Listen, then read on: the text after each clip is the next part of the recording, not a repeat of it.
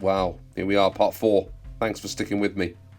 It's time to get the gears into the gearbox and finish up as much of the build as I can do in this step. So meshing the gears was easy enough. I put ball bearings through the car, replacing all the metal bushings in the manual. Getting the metal pin into the counter gear was a real pain. It took me quite some tries, dropped it into the gearbox several times to get that completed.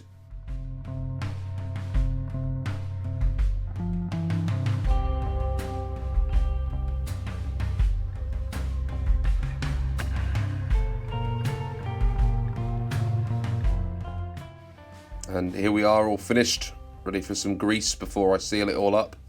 I put a thin layer of grease around the edge of the gearbox as I put it together.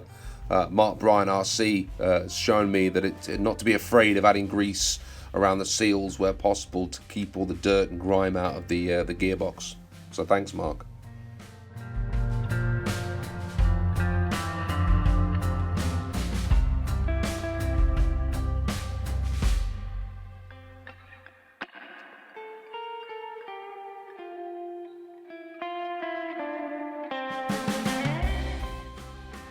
Then I added some oil to the 85mm fast track dampers.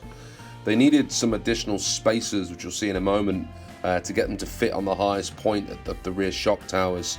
I probably could have got away with 75s, but unfortunately I bought the 85, so I had to make them work. But I think they look pretty good, and they give quite a lot of travel on the suspension at the rear, and plenty of adjustment there to dial it in as we get going around the track.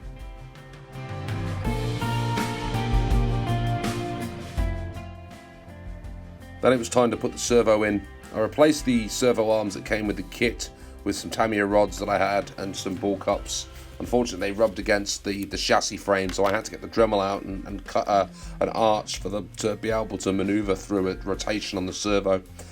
All that's left now for me to do is to work out how to keep the wheels on. I got some Scorpion Riri tyres and wheels that I wanted to mount up onto the Raider, but they don't quite fit the kit as standard, so I need to work on that. And that'll be coming up in part 5. Again, thanks a lot for sticking with me. We're nearly there. See you soon.